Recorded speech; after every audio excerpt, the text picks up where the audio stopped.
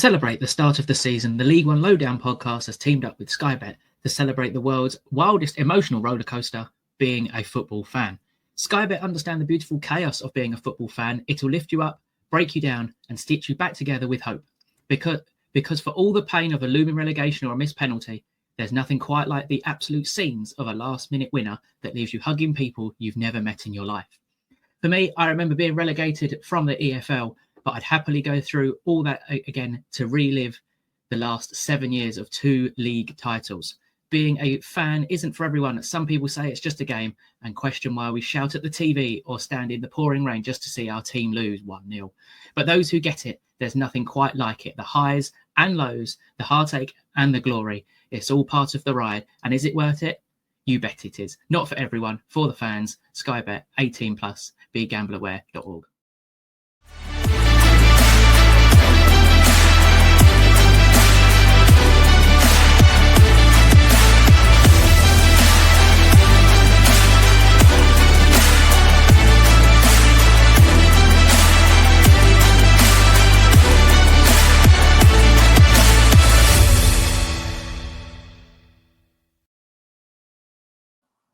Hello and welcome to the League One Lowdown podcast. My name is Sam, and always for my preview shows, we're joined by the lovely Callum. Good afternoon, Callum. Afternoon. I'm back. My 4th one in a row, actually. I did the predictions one, a preview last week, the review one where I hopped on for Seb, and then now I'm back again. People will be fed up of hearing my voice. Yeah, don't be expecting a pay rise anytime soon. No, it's all right. I like watching people get mad at my opinions. It goes down quite well. But to be fair, if we go through the comments, you've been on your best behaviour so far this year, I think. Which is really boring, isn't it? Really boring. So fans beware. Callum Davis is waiting to pick on your football club today. But he is in a very chipper mood, shall we say, because of the predictions from last week.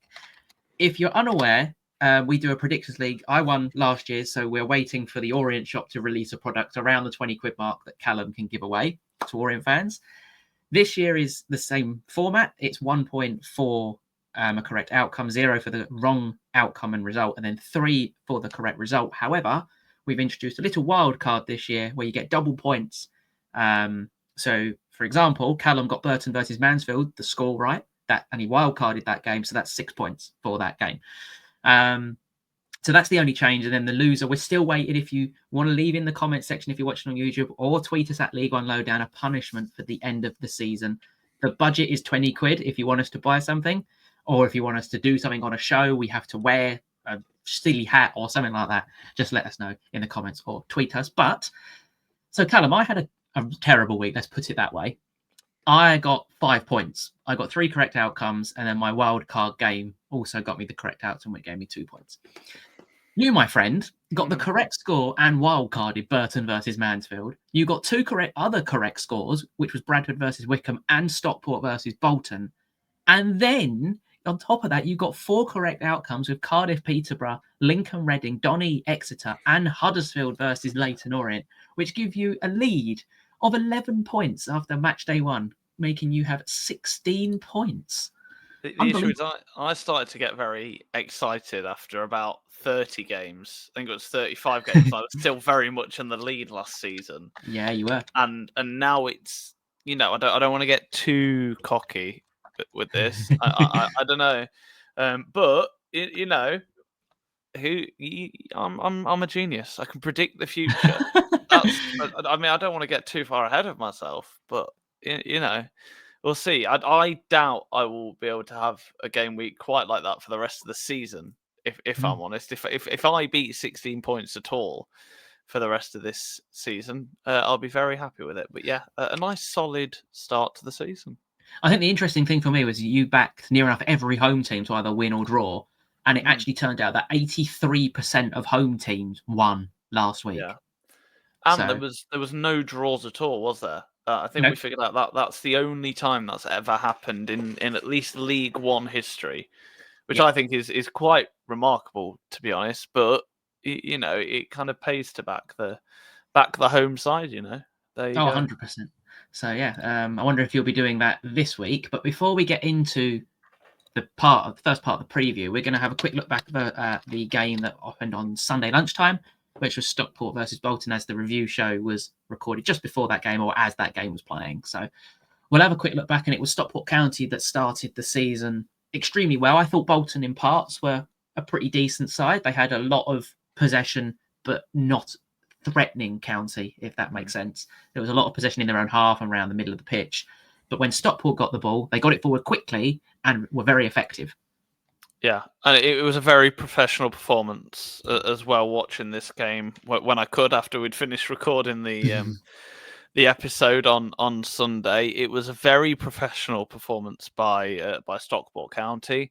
And it strikes me, when the goals were scored, that 47th minute mark in added time in the first half, the 89th minute, that professionalism, that mentality to, weather the storm at times. Bolton had their chances. Corey Adai getting an 8.2 and man of the match, at least according to the ratings on the website I use for my stats.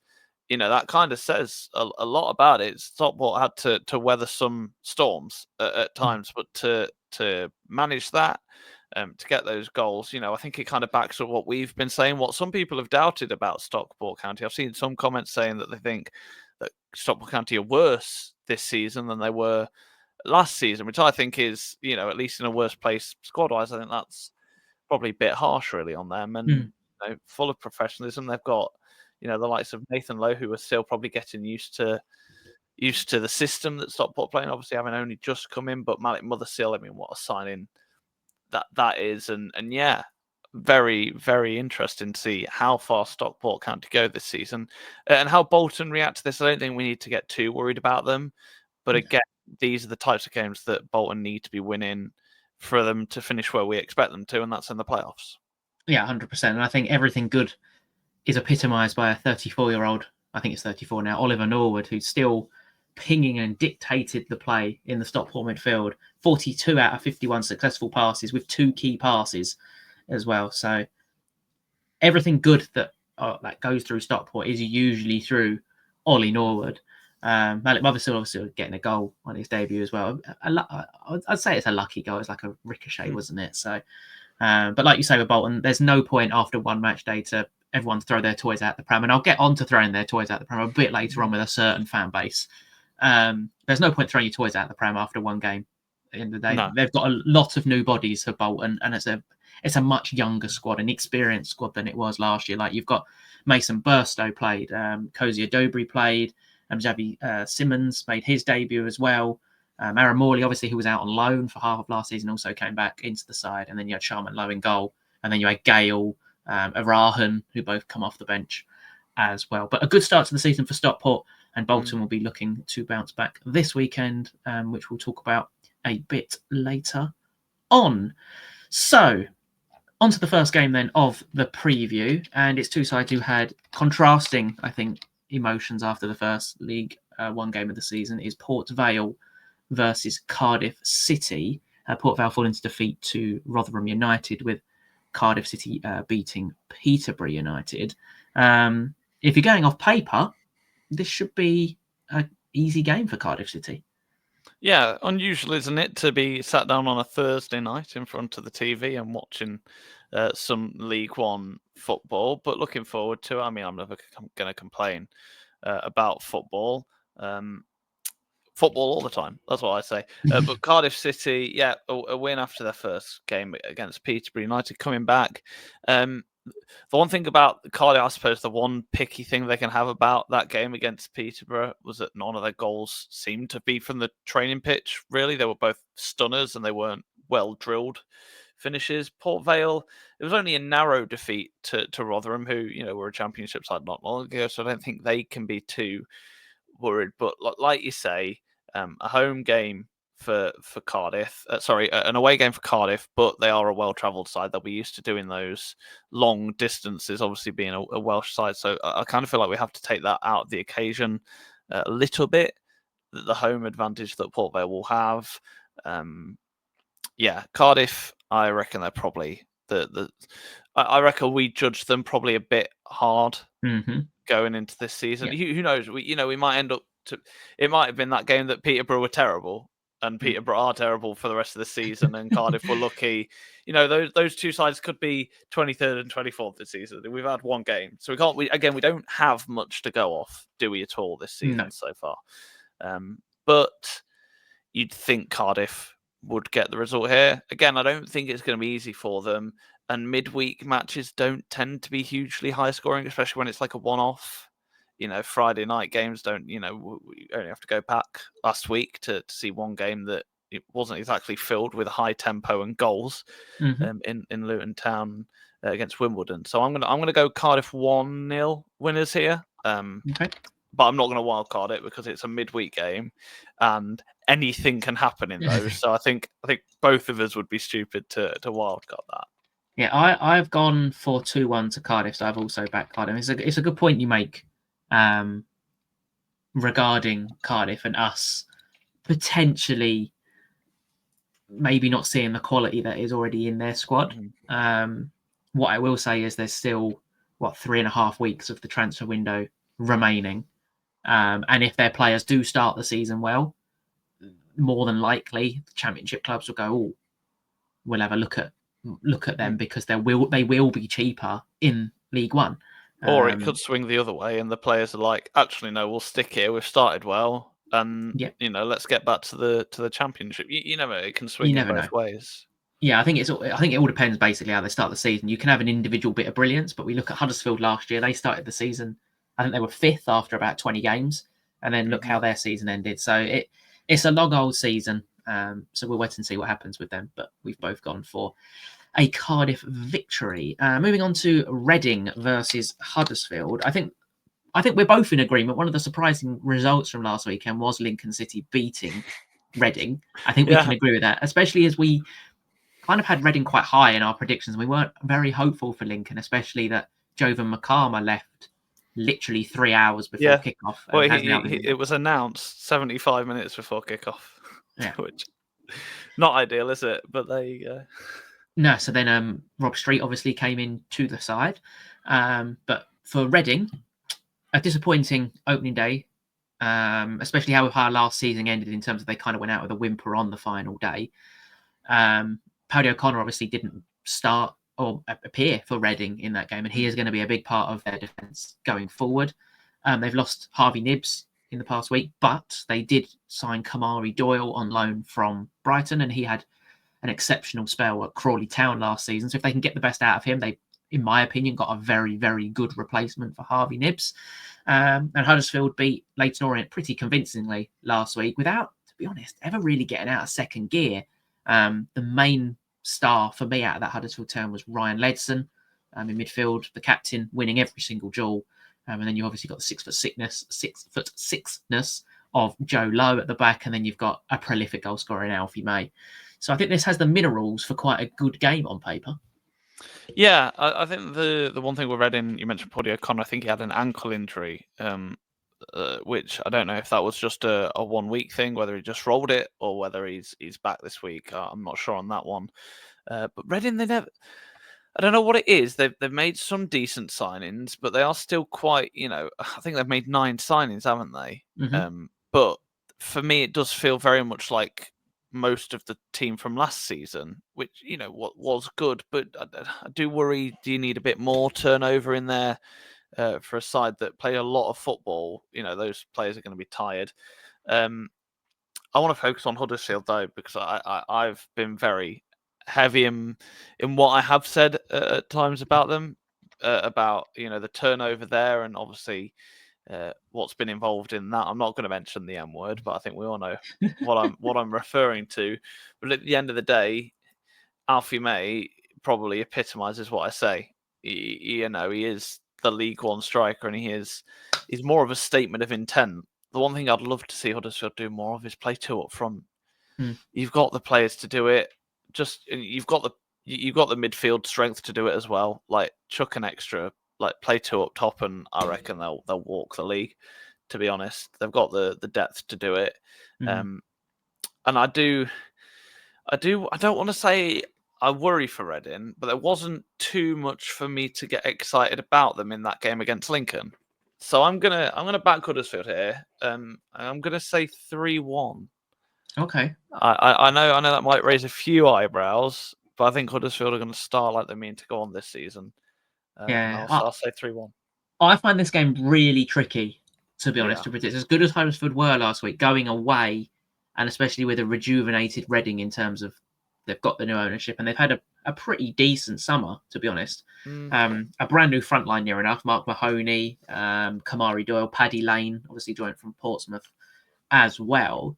So I think there's the minerals of, in my opinion, it could be quite a really good game of football. I've gone for a 2-2 draw in this one, purely because I think Reading, there is that factor, especially at home for Reading, maybe for the first home game of a new season, that they may pull something out of the bag. So yeah, that's why I've gone for that one. Moving on to Peterborough United versus Luton Town. Now, I think it's fair to say we've not been very optimistic about Peterborough at all in pre-season. Luton, I think we were all a little bit confused where we were going to put them. We all put them at the top because of the quality of player they have. They obviously signed Jerry Yates just before kickoff last Friday, who I believe scored 21 goals last time he played in League One for Blackpool and helped them to promotion. So they now have that prolific number 9 that I thought they needed for League One level. They've also got Naki Wells, who will score goals at League One level. So it's all kind of moulding together for Luton. I think they've had enough overhaul in the squad for me. There's still 3 or 4 probably they need to get rid of and shift in and get more in. But it is positive, and they've still got that £40 million parachute payment. While most of it is going to the new stadium, they've still got that massive parachute payment as well. Yeah, I think it's interesting. I mean, I know they've got Naki Wells now, and obviously, Cherry Yates, they obviously signed. I do wonder where the creativity's coming from. They need to get the ball to the striker, and that wasn't happening much last week against Wimbledon. So I do wonder where they will how they'll get them, because they've undoubtedly got the quality up top. Naki Wells and Jerry Yates, they're good strikers for this level. Clearly, do they have that? I'm not. This is not a transfer rumor, by the way, that I'm starting. But do they have that Davis Keeler-Dunn type player that is that link? I think. Do they have that sort of player? Peterborough, they need that experience. I think more than anything, they've got a lot of promising players. There's no doubt that Peterborough scouts earn their pay quite well, but they don't. Do they have that experience, that mentality? I think we saw it lacking against Cardiff last week. I think we'll see it against Luton. I mean, we must say for Peterborough, that's 2 incredibly tough games to start the season against 2 relegated sides. That is quite harsh. And with the age of their squad and the type of squad that Peterborough United do have these days, very tough on them. So I am going to back Luton here. I don't think I've backed this. You wait for Callum to predict an away win, and 3 come along at once. But I'll go 2-0 to Luton. Okay. Again, I don't think it'll be pretty, but we'll go with that. Yeah, I would agree with you on Luton. In the creativity midfield, obviously, Taith Chong, I think somebody said he was injured, but I could be wrong. For me, I was literally just on the verge of tweeting Luton lack a penetrative pass from midfield, and then they scored. Well, albeit an own goal, but they then scored, so I deleted the tweet because I'd have got dogs, so I left it. So I've gone for 3-1 to Luton in this game. I just think the signing of Jerry Yates is now arguably the best number 9 in this league, alongside Alfie May. It's a competition, I think, between them two. And there's probably another one that I've missed. Salech from Cardiff as well, who got, I think, 8 goals from January in the Championship. So moving on to Wycombe Wanderers versus Stockport County, 2 teams that finished in the playoffs at the end of last season. Obviously, we've spoken briefly about Stockport already, so we'll focus on Wycombe, who announced the signing of George Abbott today to bolster their midfield. I mean, it is literally a Football Manager session on steroids, the Wycombe recruitment department. They just love signing players for the sake of signing players. Yeah. I think you can't knock it, because the players they're signing clearly must have something. Like they clearly must be ticking the boxes when it comes to the stats and the sort of things that they look for at Wycombe. But again, like you say, as a Football Manager gets Stave on steroids, and I don't think they know when to stop. To be fair, no one does when they're signing players on a video game. This isn't a video game, is it? So, But then this makes it really difficult for me because I don't want to predict 4 away wins in a row. But Stockport, I think, are one of the teams to beat this season, if not the team to beat. I think Wycombe are going to really struggle, definitely in the opening stanza of this campaign. I really worry about them gelling in together. They need quite a few team bonding sessions. They should probably all go paintballing together or go-karting or something, because that's what's going to be their biggest hurdle. Is clearly not the talent.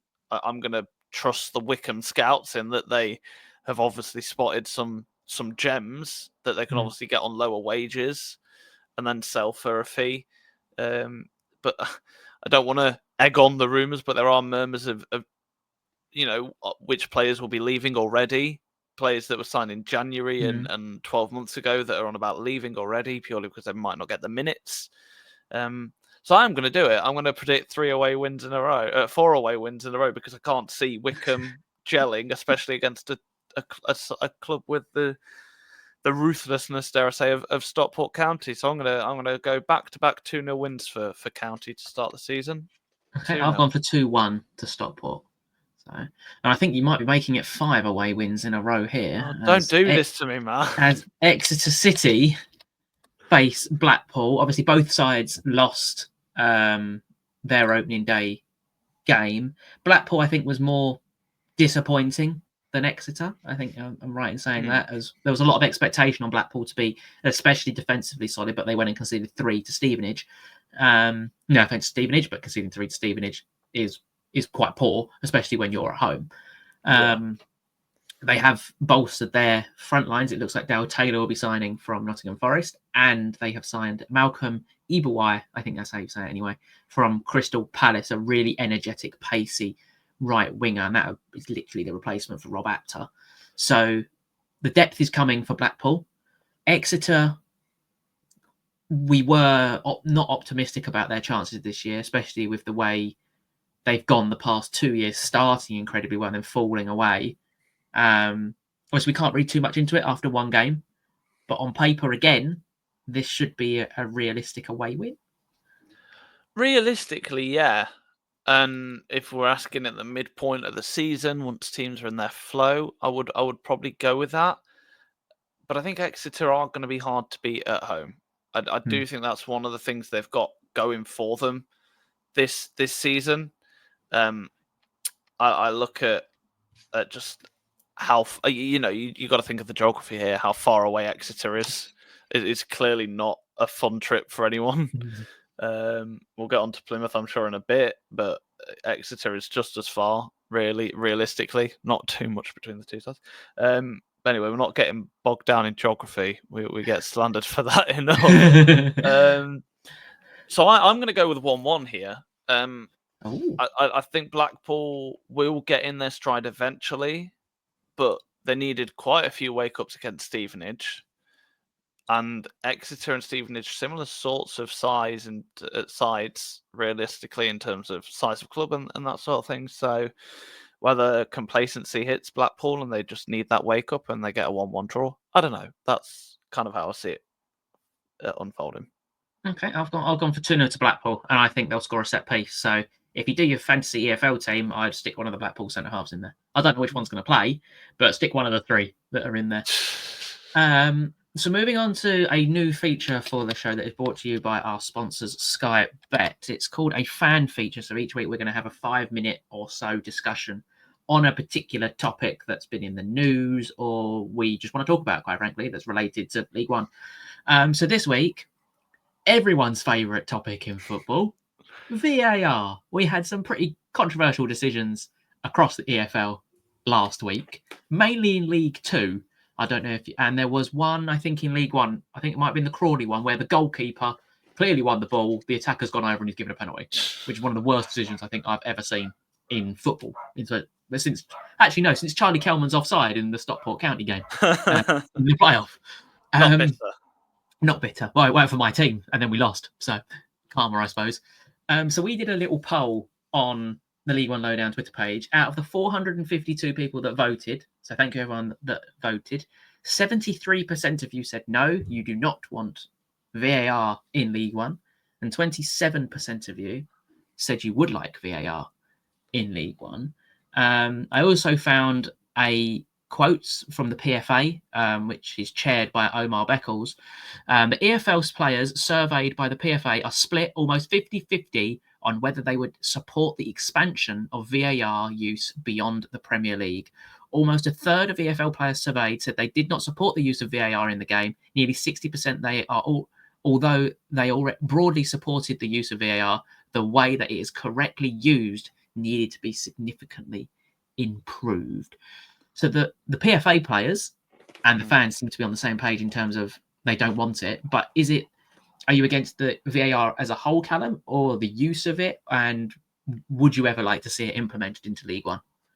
I think realistically, I don't want to see it in League One. I think EFL football is football at its finest, at its purest. You've got a lot of football fans who, dare I say, have become disillusioned with how much money they're seeing at the top of the game. And they're coming to the EFL supporting their perhaps localer sides and getting behind them as the club they support because of almost the grassroots nature of Championship, League One and League Two football. But I'll have to play devil's advocate here for the sake of debate.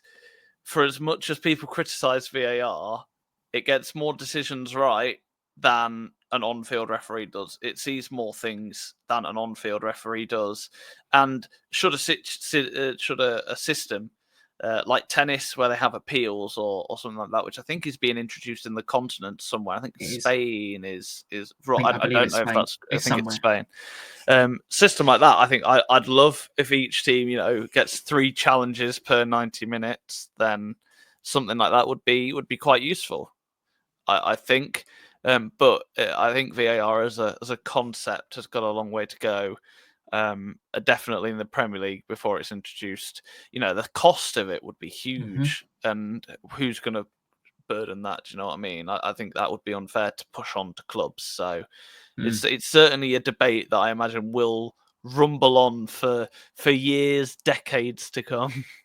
Yeah, I totally agree. And I really like the idea of the challenging system, a bit like it is in cricket, tennis. Yeah. You get, let's say, 2 reviews per game.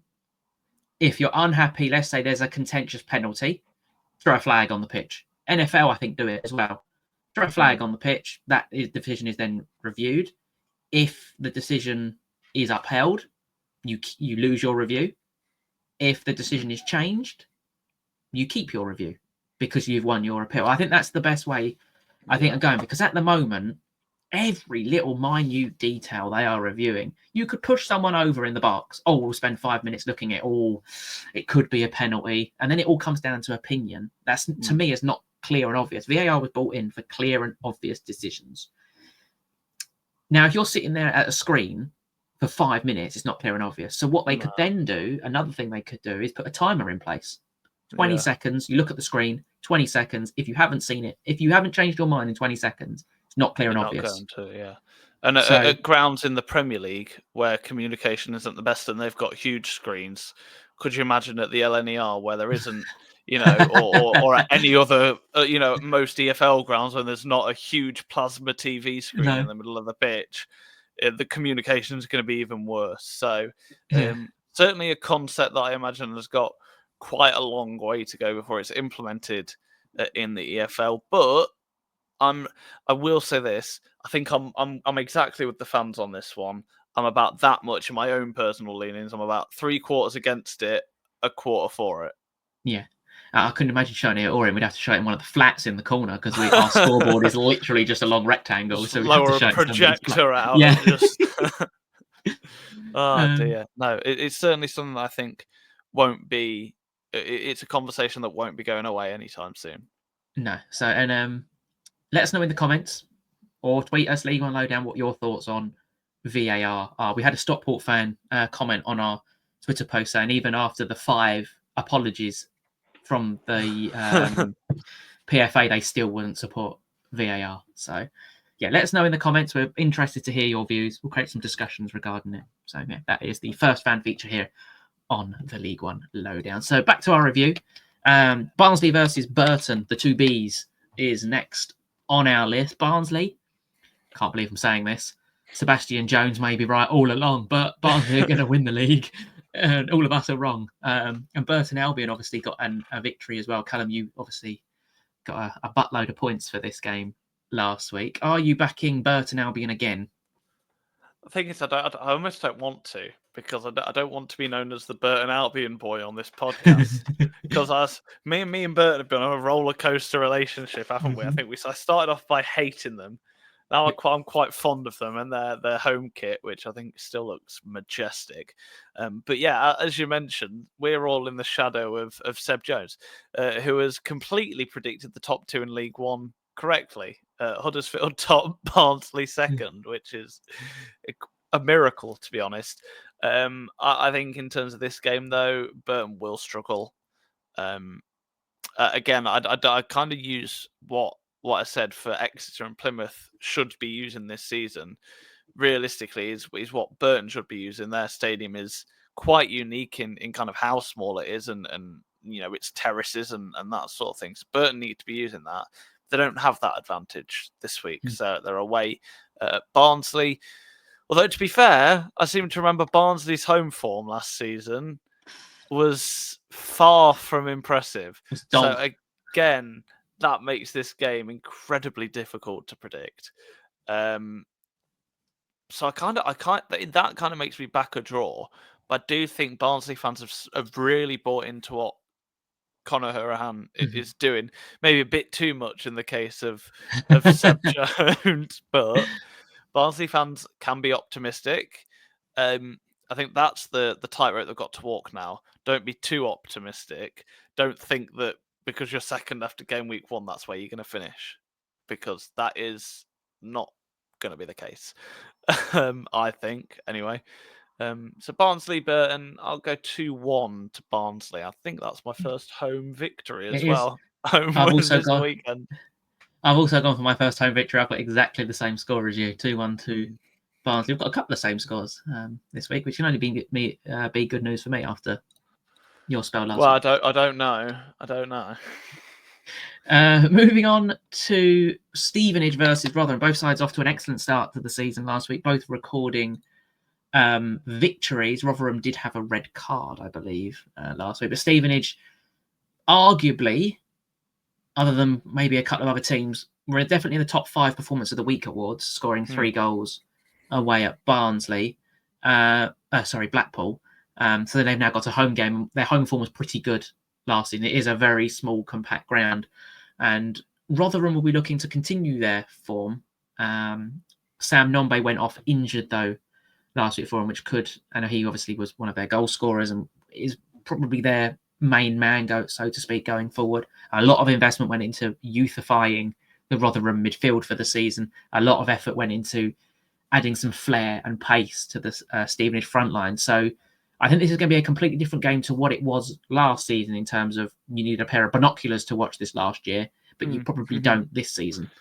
Yeah, if you were going to tell me that in the opening week with these two sides featuring, there'd be 8 goals in the 2 games, 5 in the Stevenage game, 3 in the Rotherham game, probably wouldn't have believed you.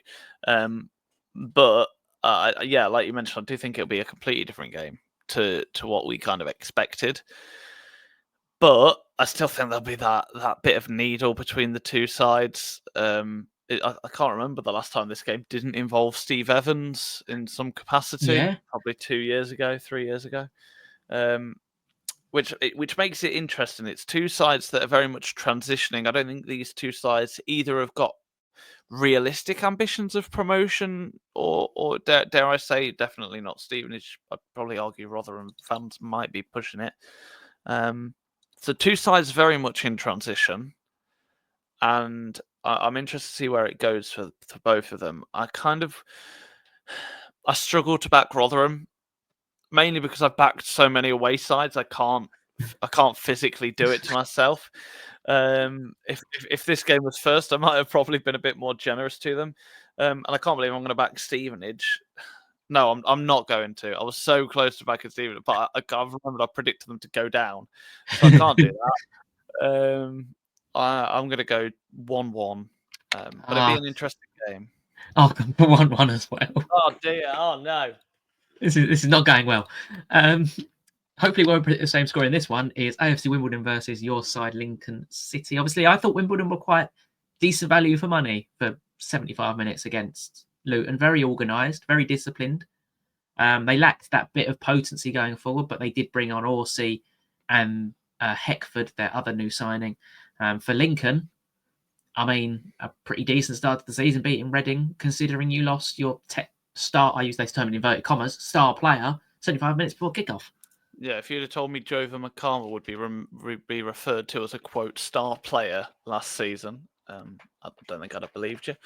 But yeah, I don't know what the fee is. It's rumoured that it is, well, we know it's between 1 million and 2 million. It's rumoured to be, but we'll see.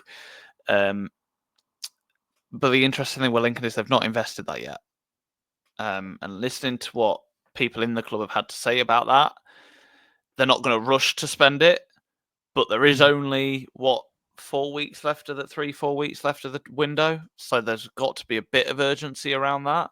I don't think Lincoln can not sign a player within the next week. I really think that they've got to get a move on with that, to be honest. Wimbledon, decent performance last week, but was that just because of the size of Luton? Was that opening day adrenaline? We'll see with Wimbledon. I think a lot of us, well, we've all expected them to fade this season, just because of, I guess, the budgets in play. So obviously I'm gonna back Lincoln. Obviously I'm going to, because that's kind of my club, and I'm gonna go 2-1. Okay. And I'm gonna put that as my wild card just because it's Lincoln, and I'm not sure what other club to put as my wild card for this week. So I'll go 2-1 Imps and wild card it. I've backed Lincoln. I've gone for 1-0 though. I just can't see where I still fear where your lack of goals is coming from. Hey, and James Collins is going to win the Golden Boot this year. I tell you. If you keep James Collins fit, then he will score at least 15 goals. If you keep him fit. We'll see. And I do think Rob Street looked very good. Mm. I know his goal went down as an own goal technically, but it should have. It was an own goal, but it really is one of them, wasn't it? Give it to him, just because who benefits from giving it as an own goal, man? No one. Moving on to arguably, on paper, one of the biggest games of the weekend. Bolton Wanderers versus Plymouth Argyle. In terms of reputable names in League One, Bolton versus Plymouth. So both had pretty poor starts to the season. Obviously, there was a lot of abuse on social media for Plymouth's new signing, which, quite frankly, is a disgrace. Yeah, abysmal. A shocking. They fell to a 3-1 defeat, and Bolton obviously lost, as we've mentioned, to Stockport. So we'll focus on Plymouth for now. It looks like they're going to miss out on Dale Taylor. They missed out on Rumon Borrell. It's well documented by, I think, both of us that Plymouth need a new striker. I think that's fair to say. And obviously, with a lot of new signings and a new manager, it's going to take time to get his philosophy over. So I don't think anyone should be hitting the panic button with Plymouth just yet. Quite frankly, if in 12 games' time we're looking at this and they're still around the bottom four, maybe, yes, we can start pushing the panic button. But it's a brand new squad, a brand new manager. And we're sure somebody would want to join Plymouth. It's a nice area at the end of the day. It's a bit out of middle of nowhere, but it's a nice area. It's a lovely place. I just wanted to mention on what's happened on social media with Sarpong Weirdo. You'll have heard on the review podcast, we criticised his performance as a footballer. There is no denying it. It was not the best 45 minutes that a professional footballer has had. But there's a line, isn't there? That an own goal and a yellow card and then being substituted at halftime is not a good half of football. No, but it's not. That does not impact how he should be treated as a person, and anyone who, strays into the realms of racism on that should be punished severely. And obviously it doesn't have a place in football at all. On Plymouth, let's get back to the football. I suppose what we're actually here to talk about.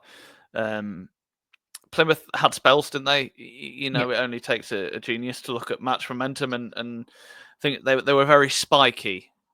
Yeah, Plymouth. They've got moments. They just need to be consistent in that, and there is a good side building there. Again, like most teams at this point, just need a couple players in, maybe a couple out, and they'll be in a good spot, I reckon. But Bolton for me here need this result, dare I say, a bit more than Plymouth. I think Bolton were the side that we've all got higher ambitions. I believe I've probably rated Plymouth higher, to be fair. I've probably ranked them higher, but retrospectively, Bolton are the side that have the pressure this season. They have invested, in a hope to get up there. There's no denying that. And they've got a good coach that I expect results from, to be honest. So I'm going to back Bolton here. I'm going to go 2-0. 2-0, okay. And hope that none of those goal scorers are Ethan or Arhan, because I'm still very bitter about that. I've gone for 2-1 to Bolton. I think we'll start to see the best of Bolton. Like you say, they've got a very good manager in Steven Schumacher, who knows this level. He's won promotion from this level. So I think we were very quick to criticise him last season. I seem to remember we were just, what's he actually done, this, that, and the other. We didn't really give him the time of day. Which I think was valid at the time. There was no manager bounce there, off. But sometimes that happens. So they fell off quite badly. Moving on to a team who didn't fall off towards their first game of the season and towards the end of last season is Bradford City, using their momentum they got from their last-minute winner in League 2 to win automatic promotion. They won their first game of the season last week, and they faced a Northampton Town side who, quite frankly, got demolished on the opening day. What was it, about a million new players in their squad? It could have very easily been 5-1, as you predicted, Callum, to Wigan. So a very, very, very disappointing day for Northampton. And obviously with so many new bodies, we have argued when we do our transfer ratings after the transfer window closes, you'll see what we actually think about Northampton. But a lot of the players aren't League One quality. Bradford have bought very well. They're probably one or two short, in my opinion, Bradford, especially going forward. I think Stephen Humphreys is an excellent signing. You can get one more just to support, especially while Andy Cook's still injured. I think they'll be golden. So I'll go first this time. I've gone for 2-0 to Northampton, and that is my 2-0 to Bradford, and that's my wildcard game. I'm intrigued to see how Bradford get on away from home. I've talked that one of the teams that will use. I keep coming back to this home form. I can't emphasize how important that is in League One. It just is. It's vital at any level, but obviously more so, I'd argue, in League One. It's huge. Some teams have got such small stadiums. Bradford are really unique in that they've got, I don't know if it is the biggest, but it is definitely one of the biggest in the whole league. And it is a fortress. Bradford need to use it. But again, this is the first time we're going to see them away from home. And how does that impact them? How do they line up? Do they not take it to the opponent as much? So that's what intrigues me, because I think Northampton, again, they'll be relying on getting points against, we imagine both of these sides will be fighting in similar areas of the table come the end of the season. So where do I see this one going? I'm going to probably verge towards Bradford, edging the game as a whole. But I'm going to go for a 1-1 draw. Okay. I think both of them will cancel each other out in equal measures. So just to answer your question on biggest stadium, it's third biggest behind Wigan and Bolton. There's a couple of others with 24,000, so depending on the match day capacity. You've got Reading and Huddersfield, both in 24s, Barnsley in 23. And then there's quite a significant drop down. Well, pretty impressive to come in from League Two and then have the third biggest stadium.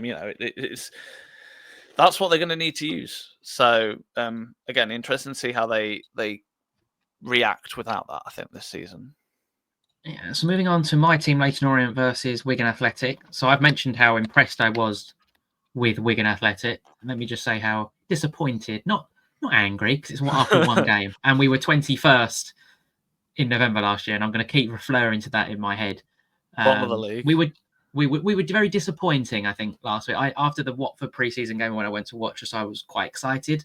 It was a disappointing, lethargic sort of performance. What I don't understand is how the Orient fan base has all of a sudden just turned on every single player in the squad, saying they're just not good enough. I think football fans should be banned from tweeting during a game. Wait for them to calm down and then tweet after the game.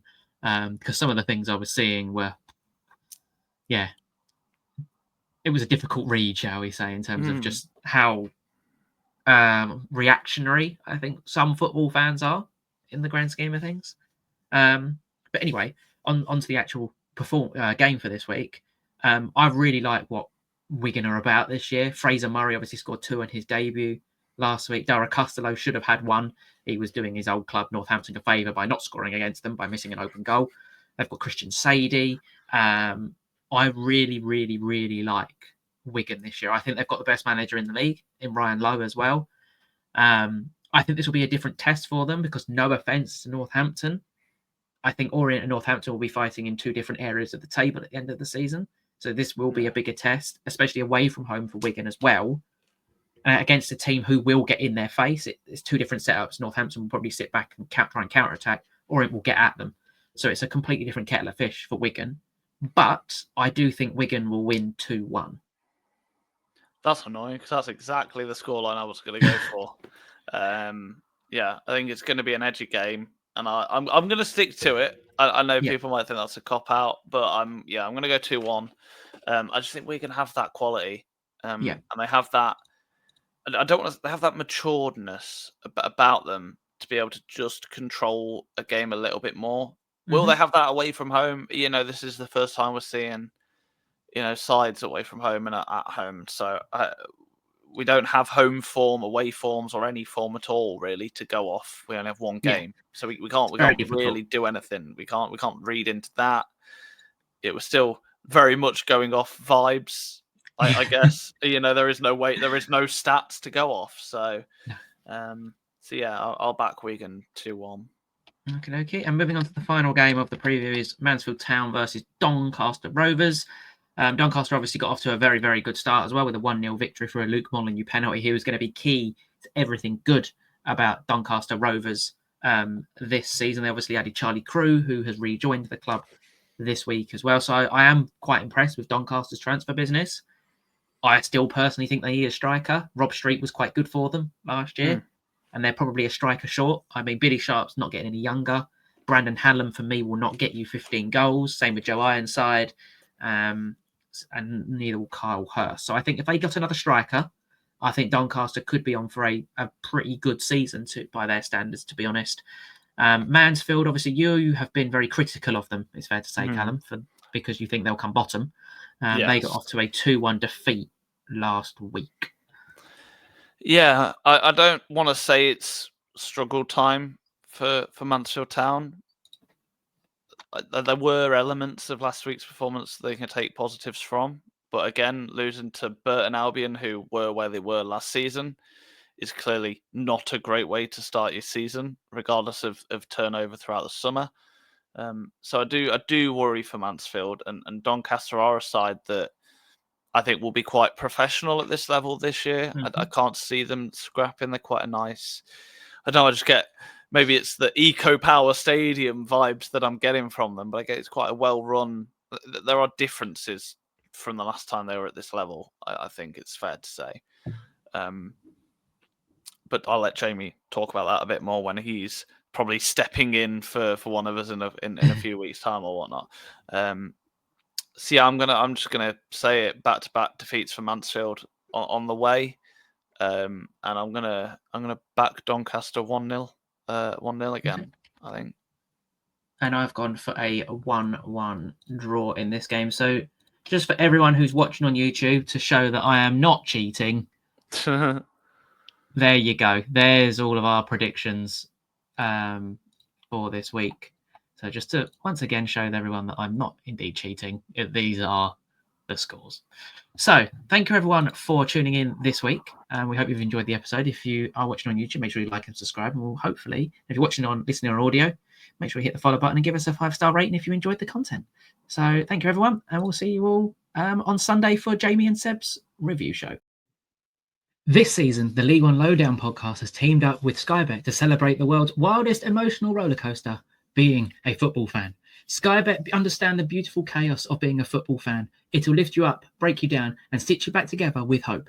Because for all the pain of a looming relegation or a missed penalty, there's nothing quite like the absolute scenes of a last-minute winner that leaves you hugging people you've never met in your life. For me, I remember when we nearly went bankrupt in the year of 2017, but I'd happily go through all of that again to relive the moments we've had in the last 7 years of 2 league titles and a Wembley final. Being a fan isn't for everyone. Some people say it's just a game and question why we shout at the TV or stand in the pouring rain just to see our team lose 1-0.